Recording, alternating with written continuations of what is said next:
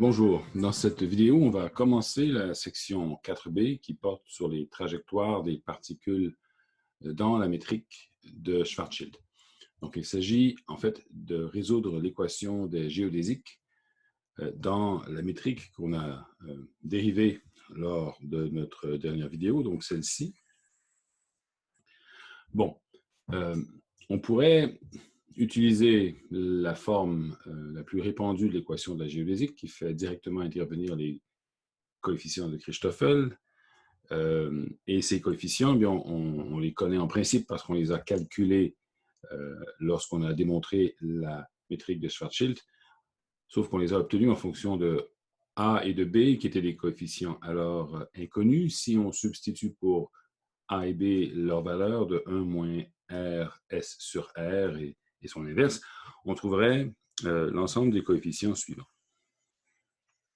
Bon, je donne ça comme référence parce qu'on ne s'en servira pas directement, en fait. On va plutôt utiliser la forme suivante de l'équation de la géodésique, qui est beaucoup plus pratique, surtout dans le cas où la métrique comporte des symétries. Ce que je veux dire par là, c'est que la métrique de Schwarzschild dépend de la coordonnée R et θ. Elle ne dépend pas du temps, t, ni de l'angle φ. Donc, dans cette expression, ça veut dire que deux des composantes de la quadri-accélération covariante sont nulles. En l'occurrence, la composante 0 pour le temps et la composante 3 pour la coordonnée φ. Ce qui veut dire que la composante covariante de la composante temporelle covariante de la quadri-vitesse, donc U0 comme ceci, est constante. Donc, si on veut, on doit exprimer cette composante-là en fonction des dérivées des coordonnées par rapport au temps propre. Parce que, bien sûr, les composantes contre-invariantes de la quadri-vitesse sont les dérivées des différentes coordonnées par rapport aux paramètres de la courbe de la géodésique, donc le temps propre. Donc, en l'occurrence, la composante contre-invariante temporelle de la quadri-vitesse, c'est dt sur dτ. Par contre, la composante covariante doit être obtenue en abaissant l'indice à l'aide du tenseur métrique. Donc, comme le tenseur métrique ici est diagonal, eh bien, U contre-invariant 0 est égal à G00 fois T point. T point, c'est la dérivée par rapport au temps propre de T. Donc, c'est donné par cette quantité. Et cette quantité, comme on vient de le dire, doit être constante parce que la métrique ne dépend pas du temps. Donc, cette constance de cette expression, en fait, est une expression de la conservation de l'énergie. Parce qu'en général, l'invariance par translation dans le temps, donc la non-dépendance en fonction du temps, est liée à la conservation de l'énergie. D'un autre côté, pour la coordonnée φ, on aurait l'expression suivante, donc G33, qui est égal à moins R carré sinus carré θ, fois φ point devrait être constant, et cette constante, on l'appelle moins H. Donc, il se trouve que l'interprétation de K est celle d'une énergie par unité de masse, et l'interprétation de H est un moment cinétique par unité de masse, la composante en Z du moment cinétique, en fait, celle qui correspond à la rotation effectuée lorsqu'on change, lorsqu'on translate phi. Bon, on peut voir ça différemment. On a vu au chapitre précédent un principe variationnel un peu différent avec un Lagrangien basé sur la quadri-vitesse et le tenseur métrique.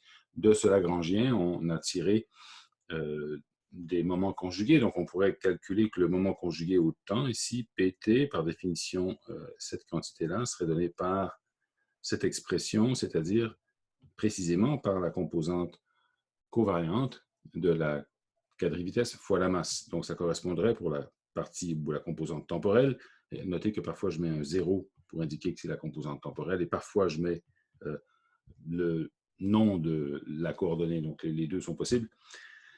Et donc, on obtiendrait dans ce cas-là mk. On dit l'énergie serait donnée par mk et l'énergie par unité de masse est égale à k.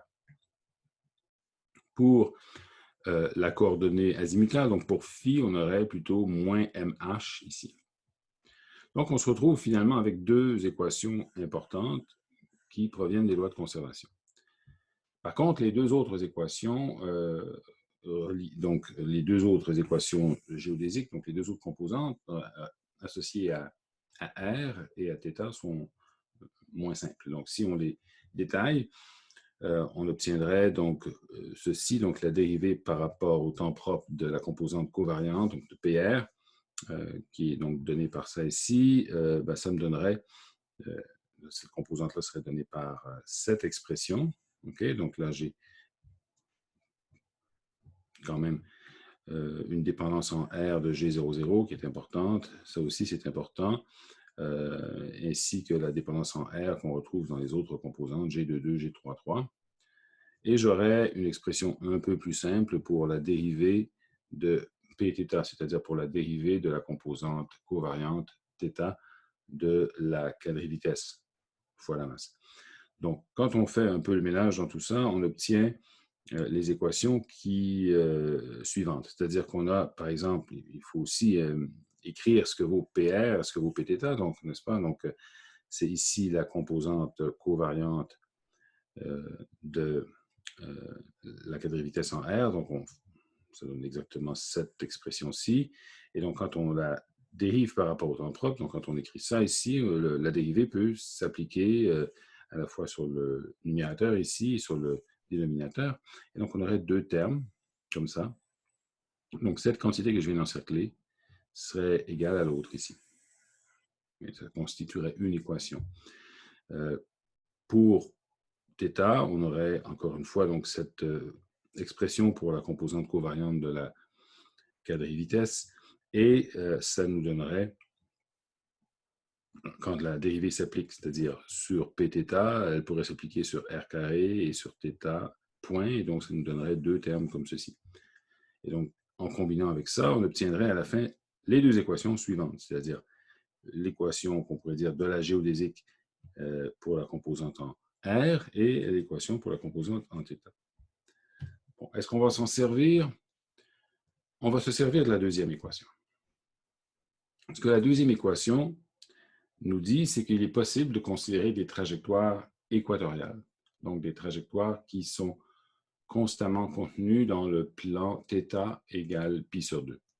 En effet, bon, pour que θ soit constant, pour que ce soit une solution à cette équation-là, il faut que ce coefficient-là soit nul, n'est-ce pas? Parce que donc, si θ est constant, ça c'est nul parce que c'est encore une dérivée, et il faudrait que ça aussi soit nul, ce qui est possible si θ est égal à pi sur 2, parce que cos θ à ce moment-là est nul. Donc, sur l'équateur, cette équation-là est respectée. Donc, c'est ce qu'on va supposer. On va supposer que les trajectoires sont équatoriales, et comme le problème a une symétrie sphérique parfaite, ça n'a pas vraiment d'importance. C'est la même chose qu'en mécanique newtonienne, finalement. Dans un problème à symétrie sphérique, on peut toujours supposer que les orbites sont équatoriales, en fait, qu'elles sont dans un plan quelconque, et on choisit ce plan-là comme étant le plan équatorial. OK, donc, armé de cette information, on pourrait écrire les équations des géodésiques comme ceci. Ces trois équations-là. Les deux premières sont en fait reliées à des lois de conservation, et la dernière implique R, la coordonnée R et ses dérivés, et un peu plus compliquée. Par contre, on pourrait s'en dispenser en imposant le fait que la vitesse tangentielle, en fait le vecteur tangent à la géodésique, a une norme unité. Autrement dit, que la grandeur de la quadrivitesse est égale à 1. Ça suppose bien sûr que le paramètre affine utilisé pour décrire la géodésique est le temps propre. Si c'est le cas, à ce moment-là, la grandeur de la quadrivitesse est égale à 1, et on peut juste exprimer cette normalisation-là en fonction du tenseur métrique et des composantes covariantes de la quadrivitesse. Donc, on aurait par exemple G00 ici, fois la composante temporelle covariante au carré, G11 avec la composante contravariante, c'est-à-dire de la quadrivitesse composante en R au carré, et ainsi de suite. Donc, notez que j'ai laissé tomber ici tout ce qui est proportionnel à la dérivée de θ, puisqu'on suppose qu'on est à θ constant. Et donc, cette condition de normalisation peut avantageusement remplacer cette équation qui est plus compliquée. Non seulement ça, mais on peut, à partir de cette équation, utiliser les deux équations CO pour remplacer T point et phi point par des expressions en fonction de K, H et R. Donc, quand on fait ça, donc par exemple, je remplace T point par K sur 1 moins RS sur R, je le mets au carré, je substitue là-dedans, j'obtiens cette expression ici. De même, ici, je remplace phi point par H sur R carré, je mets au carré et ça me donne ce terme. Donc, au total, j'ai, et là je fais un peu de réaménagement, je peux ici multiplier par moins 1 fois 1 moins RS sur R. Donc, si je fais ça, je peux passer de cette expression-là à celle-ci que j'encadre et qui correspond essentiellement à, bon, c'est un point de départ, mais c'est ce qu'on appellerait l'équation radiale, c'est-à-dire une équation qui nous donne la dérivée de R par rapport au temps propre en fonction de R, en fonction aussi des quantités conservées, donc du moment cinétique et de l'énergie.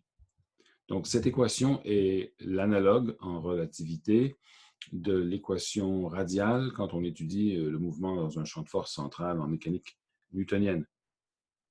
On va prendre la limite non relativiste pour s'en apercevoir. Donc, pour obtenir la limite non relativiste, ce que je vais faire, c'est restaurer les unités SI, c'est-à-dire la vitesse de la lumière et la constante de Cavendish. Donc, R point deviendrait ici 1 sur C fois R point. RS, c'est le rayon gravitationnel qui a cette expression, et H deviendrait H sur HC. J'ai fait ça de manière à ce que, par exemple, R point, qui est une R à les unités d'une distance, R point, donc à les unités d'une vitesse. Donc, c'est normal que R point divisé par une vitesse soit un nombre sans unité, ce qu'il était dans les unités géométriques. Bon. Alors, je fais ces substitutions. Je prends exactement la même équation que précédemment, celle qui est encadrée ici, et j'obtiens cette version.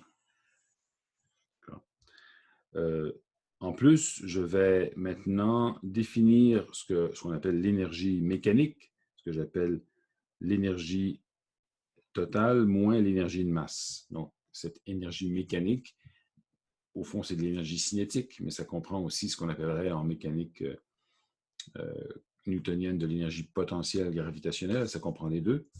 Donc, c'est juste une définition ici, mais donc, si je fais ça, bien sûr, le K carré moins 1, donc K, c'est égal à E sur MC carré, quand j'ai restauré les unités. Et donc, je restaure les unités, et K carré moins 1 est égal à K plus 1 fois K moins 1, et K moins 1 serait égal à E tilde sur MC carré, et K plus 1 serait donné par ça. OK. Ensuite, donc, je recopie tout simplement, et à partir de cette équation radiale, je vais prendre la limite non relativiste, c'est-à-dire que je vais envoyer C à l'infini. Donc, en envoyant C à l'infini, ce terme-là va disparaître, celui-ci aussi. Donc, ce sont des corrections relativistes, si on veut, à l'équation habituelle, et j'obtiendrai cette relation, où, si on veut, j'ai écrite ici de manière un peu plus familière, je multiplie par m, je divise par 2, et j'obtiens cette relation qui est l'équation radiale habituelle en mécanique newtonienne. C'est-à-dire que j'ai ici l'énergie cinétique radiale, c'est-à-dire la composante, l'énergie cinétique reliée à la composante radiale de la vitesse. J'aurai l'énergie cinétique azimutale associée à la rotation, l'énergie potentielle gravitationnelle et donc l'énergie mécanique totale. Bon, alors, cette équation nous donnerait, a priori, une façon de calculer la dépendance de R en fonction du temps propre. Mais on peut aussi s'intéresser à la trajectoire, c'est-à-dire à la forme de la courbe dans le plan XY, c'est-à-dire à R exprimé en fonction de l'angle phi. Donc, pour obtenir l'équation de la trajectoire, il faut passer d'une fonction R de taux à une fonction R de phi. Et pour ce faire, on va exprimer la dérivée R point, donc dr des taux, comme dr des phi fois des phi des t, des phi des taux, pardon. Et donc dr des phi fois et des phi des taux, on sait ce que c'est parce que bon, c'est précisément donné par cette relation-là, des phi des taux est égal à h sur r carré.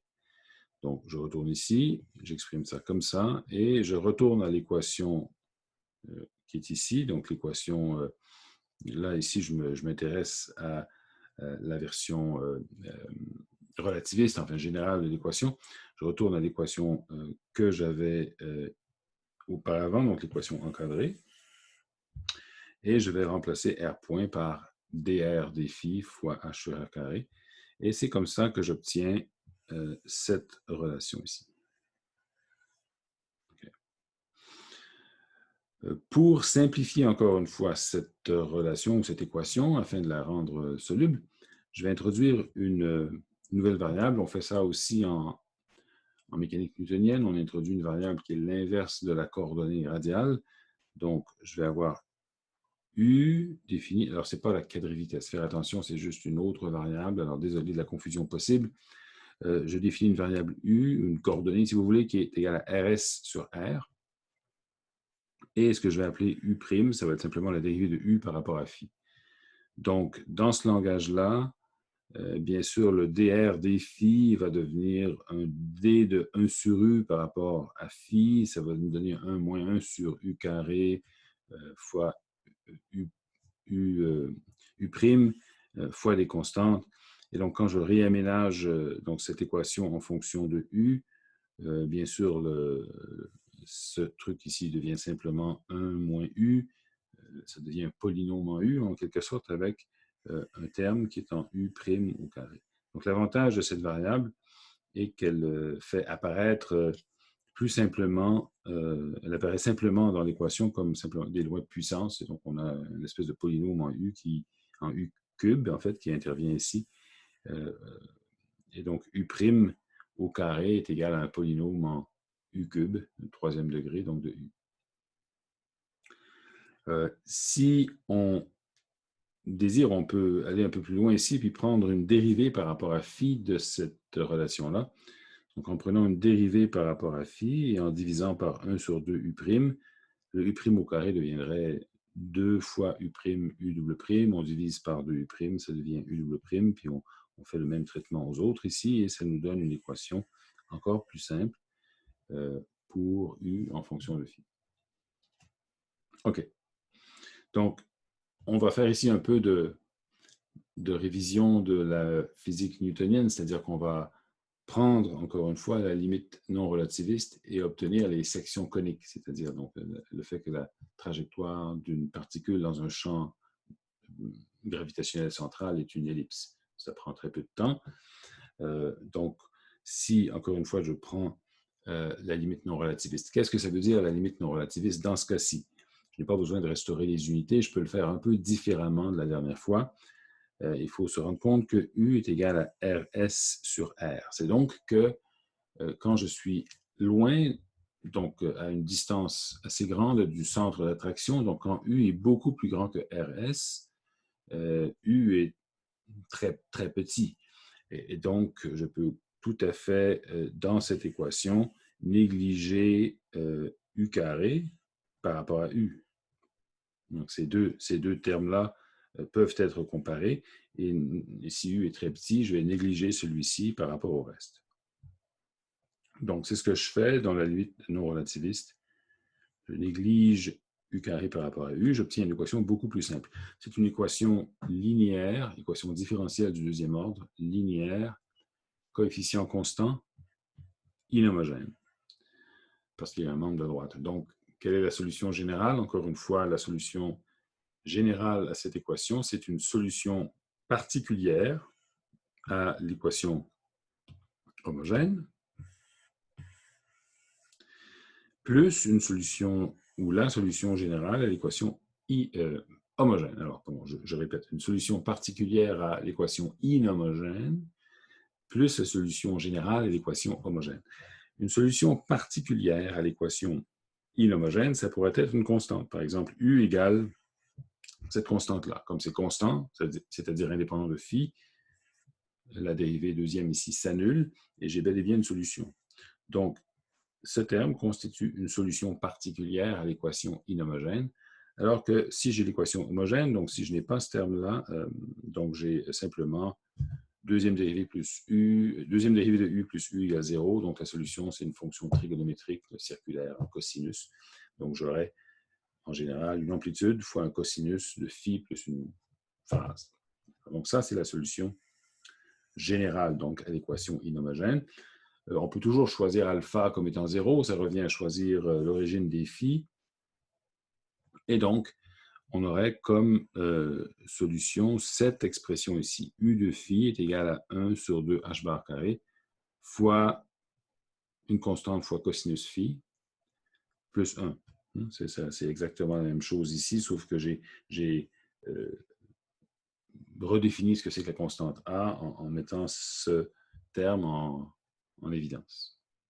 C'est tout. Donc, E est une constante. H bar carré, bien sûr, est une constante aussi. Et donc, en retournant à R, qui est égal à RS sur U, ben, j'ai l'expression ici.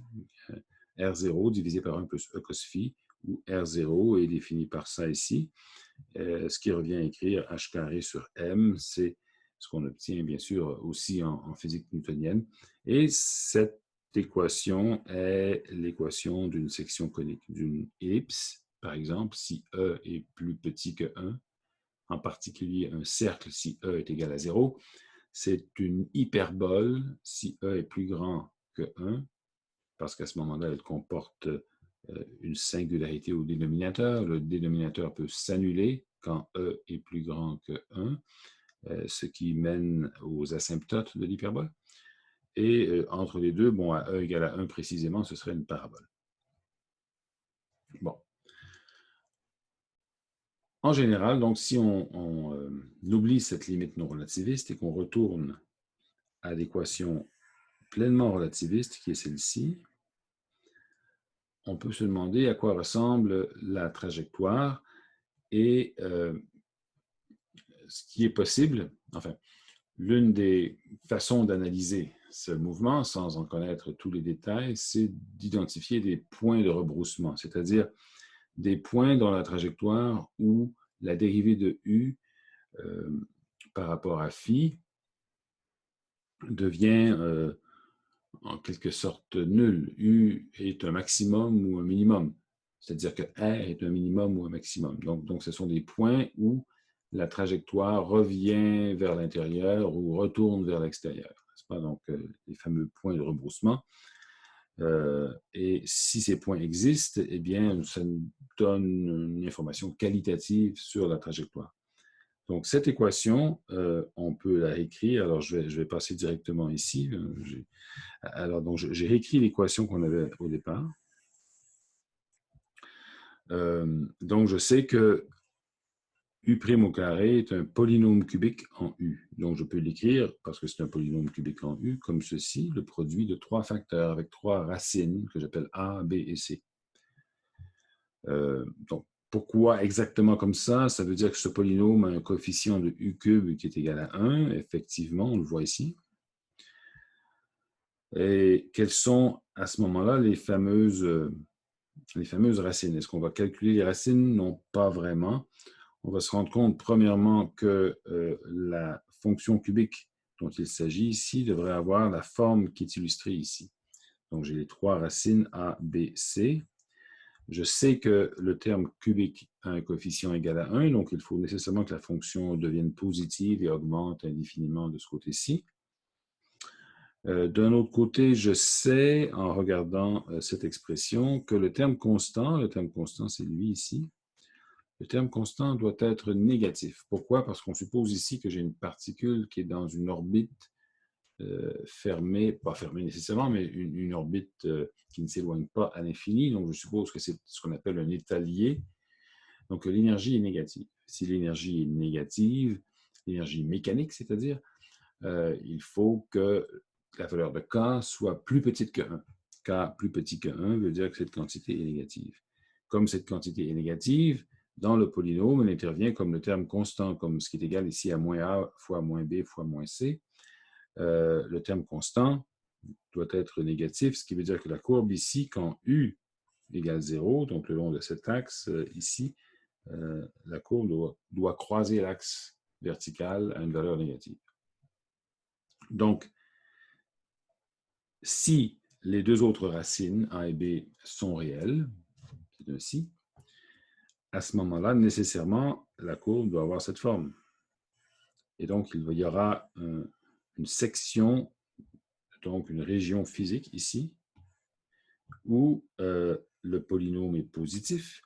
Et donc, ce qui est important, puisque le polynôme est donné par ça ici. Donc, c'est le polynôme et le carré de U'.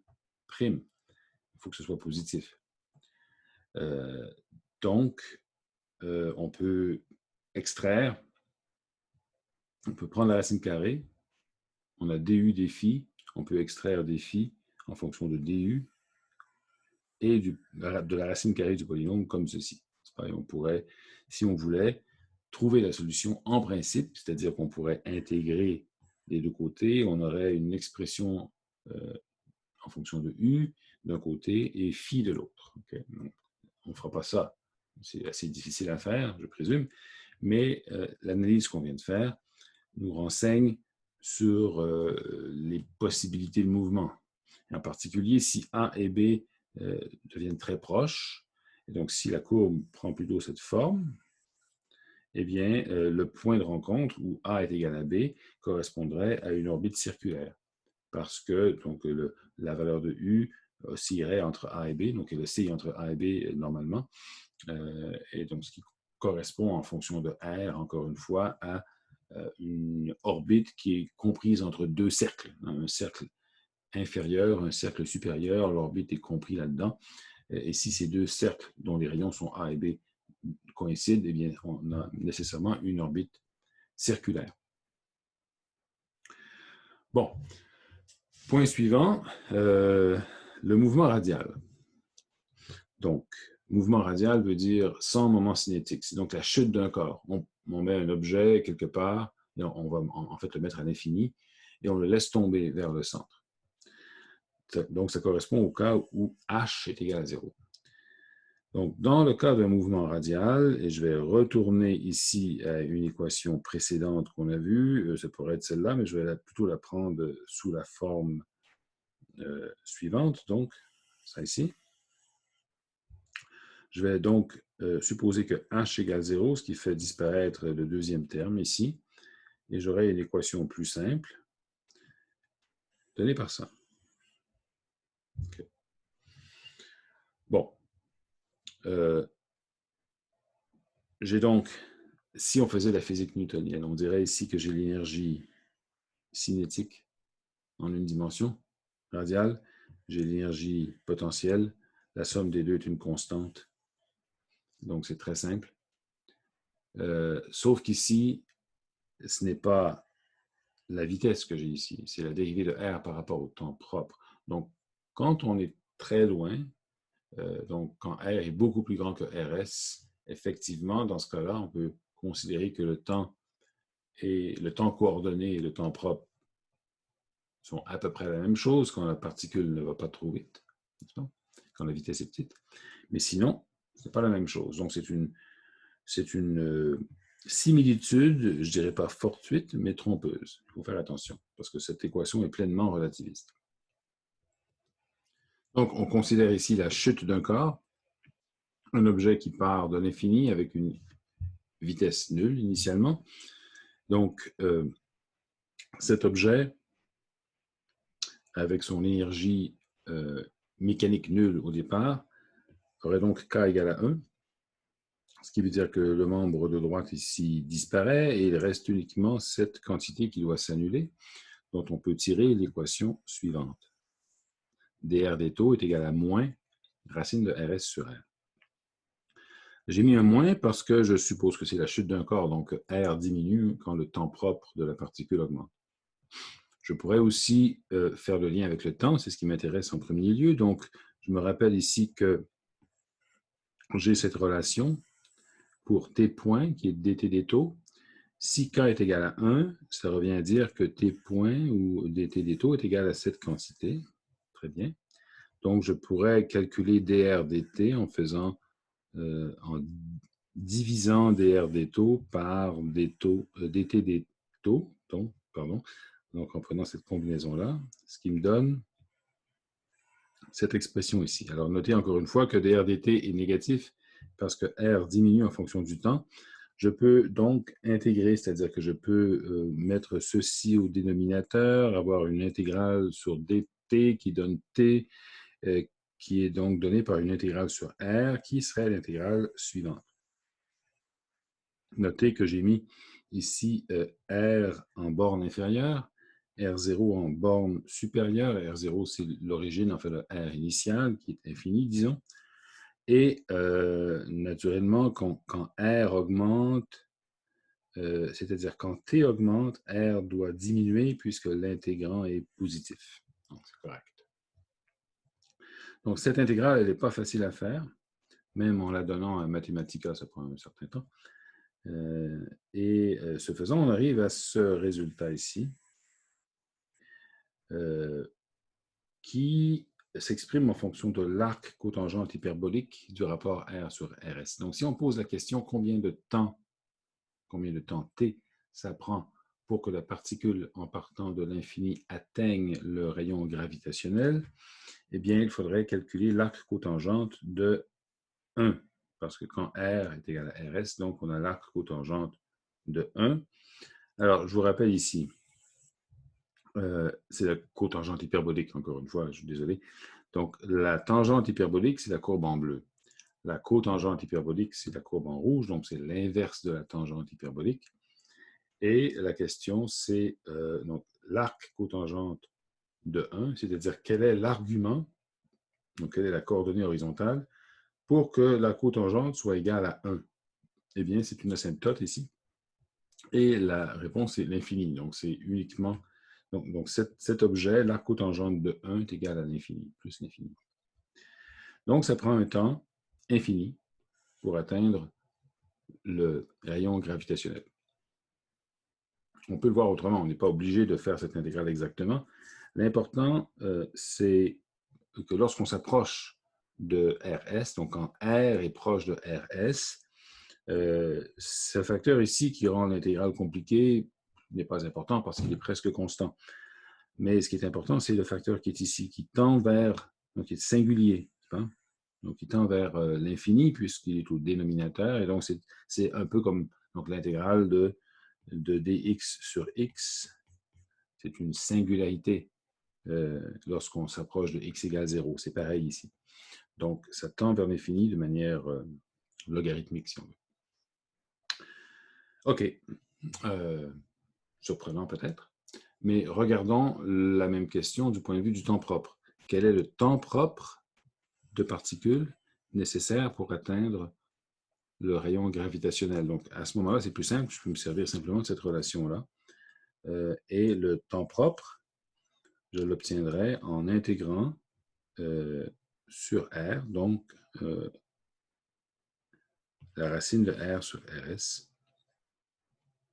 Et j'obtiendrai ceci. Alors, attendez, ici, j'ai demandé, alors j'ai pas mis R, j'ai même exagéré, j'ai mis le temps propre nécessaire pour atteindre l'origine, qui est encore plus loin que RS. Je pars de l'infini, je descends, je tombe, je vais traverser RS et je vais me rendre jusqu'à l'origine R égale 0. Et donc, ce que je trouve ici, c'est que ça prend un temps fini, donné par cette quantité, pour atteindre l'origine en fonction du temps propre. Donc, a fortiori, ça prend un temps fini pour atteindre le rayon gravitationnel qui est avant. Donc, c'est intéressant du point de vue d'un objet qui tombe. Donc, si on est un observateur en chute libre, donc dans un petit vaisseau spatial et qu'on tombe sur un trou noir, disons, eh bien, ça va, de notre point de vue, donc prendre un temps fini avant d'atteindre le rayon gravitationnel. Et même au-delà de ça, ça prendrait un temps fini pour atteindre le cœur du trou noir, donc la coordonnée R égale 0. Bon, on va remettre à plus tard une discussion plus serrée de ce qui se produit à l'intérieur de l'horizon, mais tout ça nous indique clairement qu'il y a une différence importante entre le temps coordonné et le temps propre.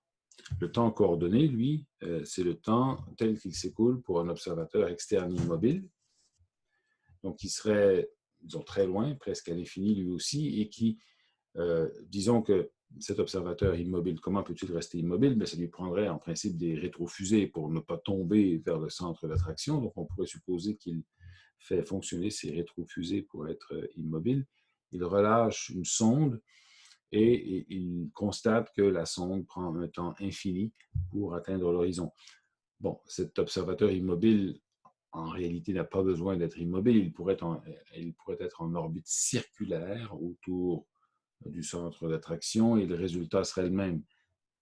C'est-à-dire que ça prendrait quand même un temps infini pour que la sonde atteigne l'horizon, ou enfin le rayon gravitationnel. Alors que du point de vue de la sonde, ça prend un temps fini. Donc, la coordonnée T a-t-elle un sens? On a dit plutôt qu'il faut se méfier de donner une interprétation abusive aux coordonnées qu'on utilise en relativité générale. Bien, la coordonnée T ici a le sens qu'on vient de donner. C'est le temps tel qu'il s'écoule pour un observateur qui est éloigné. Donc, R très grand par rapport à RS et un observateur à faible vitesse. S'il est immobile, c'est précisément la même chose que son temps propre. Si cet observateur éloigné est en orbite circulaire, je devrais tenir compte de sa vitesse.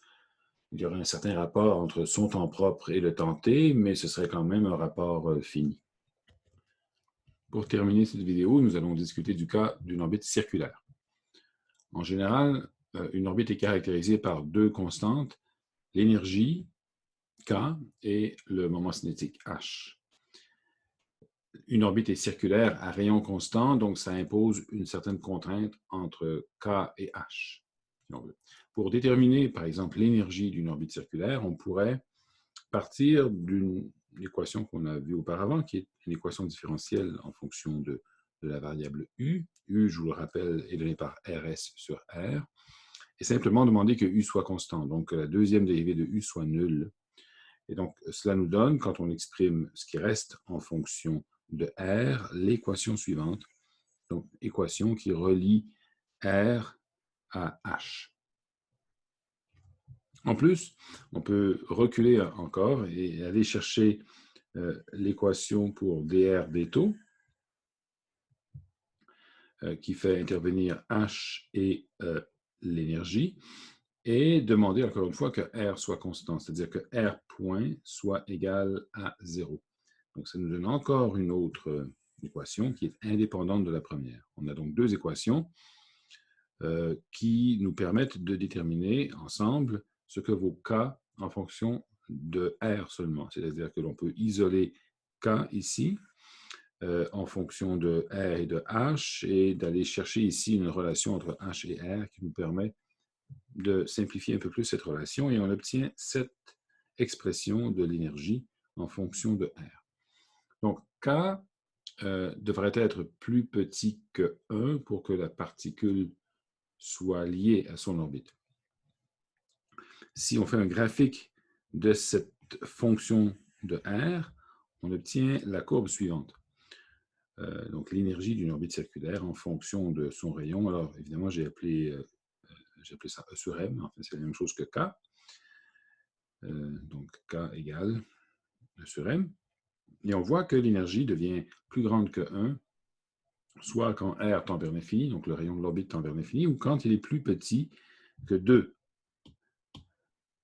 Donc, il y a un rayon minimal à une orbite circulaire, déjà sur du simple point de vue de la stabilité globale de l'orbite, c'est-à-dire que l'énergie de l'orbite circulaire serait plus grande que 1 si son rayon était plus petit que 2. Et là, il s'agit ici, bien sûr, d'un rayon en unité de RS, donc il faut que le rayon doit être absolument plus grand que 2 fois le rayon gravitationnel. Mais ce critère même est insuffisant puisqu'il concerne la stabilité globale de l'orbite et non la stabilité locale. Donc, qu'est-ce qu'on veut dire par stabilité locale? On sait que, bon, on peut se représenter le mouvement uniquement en fonction de R à l'aide de la notion de potentiel effectif. Et donc, cette notion de potentiel effectif peut être définie à partir de l'équation suivante. Bien sûr, il s'agit simplement de cette relation ici, sauf qu'on va l'écrire de cette manière.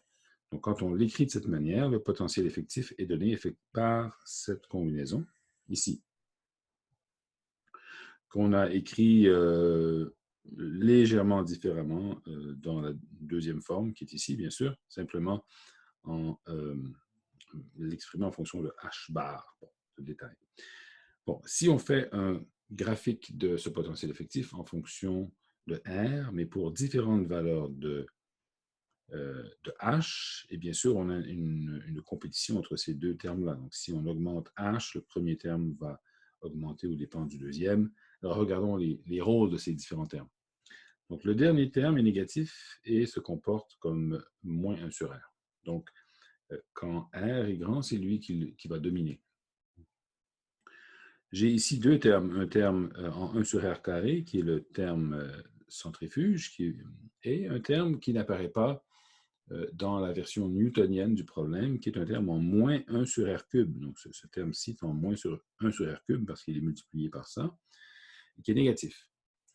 Donc, dans la mécanique newtonienne non relativiste, on a uniquement ce terme-là et celui-ci. Et le premier, ici, est important à faible valeur de R. Le deuxième est important à grande valeur de R. Et la somme des deux donne quelque chose comme ceci. En raison du troisième terme, celui-ci, qui multiplié par ça est négatif et se comporte comme 1 sur R cube, eh bien, on a un terme encore plus violent quand R est petit, qui est négatif comme ceci, ce qui donne au total quelque chose qui est comme ça. D'accord? Donc, on peut regarder ici, justement, les différentes courbes qui représentent le potentiel effectif en fonction de différentes valeurs de H. Et l'orbite circulaire, normalement, correspond à un minimum stable de ce potentiel effectif. Donc, ce qu'on a indiqué ici, ce sont, par les points noirs, la position des minimums de ce potentiel pour différentes valeurs de h bar. Et on se rend compte que si h bar est égal à radical 3, ce qui correspond à un rayon égal à 3 fois RS, eh bien, le minimum disparaît. Ce n'est plus un minimum, c'est un point d'inflexion et l'orbite circulaire devient instable. Donc, non seulement l'énergie de l'orbite circulaire est-elle supérieure à 1 quand R, le rayon de l'orbite, est plus petit que 2, mais même avant cela, donc pour un R plus grand encore, jusqu'à 3, cette orbite circulaire est instable. D'accord. Donc, il y a, et ça c'est un fait nouveau par rapport à la physique newtonienne, il y a une limite, donc, on voit ici, une limite au rayon de l'orbite circulaire. Donc, quelles sont les conséquences de ça? Donc, les conséquences sont importantes pour la formation des trous noirs, justement. C'est la notion de disque d'accrétion autour d'un trou noir. Le trou noir se forme en absorbant la matière environnante. Donc, on va supposer ici qu'on a un trou noir déjà formé et une espèce de gaz qui est répandu d'une manière quelconque autour du trou noir assez loin. Et ce gaz est en orbite, disons quasi-circulaire, autour du trou noir. Sauf que la fréquence de l'orbite, la période, dépend du rayon. Donc, ce n'est pas un objet rigide, c'est un fluide. Donc, un fluide dont la vitesse de rotation autour du trou noir est d'autant plus grande que le rayon de l'anneau qu'on considère est plus petit. Bon. Comme, justement, c'est un fluide potentiellement visqueux, enfin, en général, c'est un fluide visqueux, c'est-à-dire qu'on peut se représenter un mince anneau à un rayon donné qui est en rotation plus rapide qu'un anneau de matière qui est immédiatement à un rayon plus grand, donc immédiatement supérieur. Il y aura bien sûr des collisions entre les particules qui forment ces deux anneaux. Et ces collisions vont effectivement transférer du moment cinétique de l'anneau qui est intérieur, celui qui tourne plus vite, vers l'anneau qui est légèrement à l'extérieur de lui.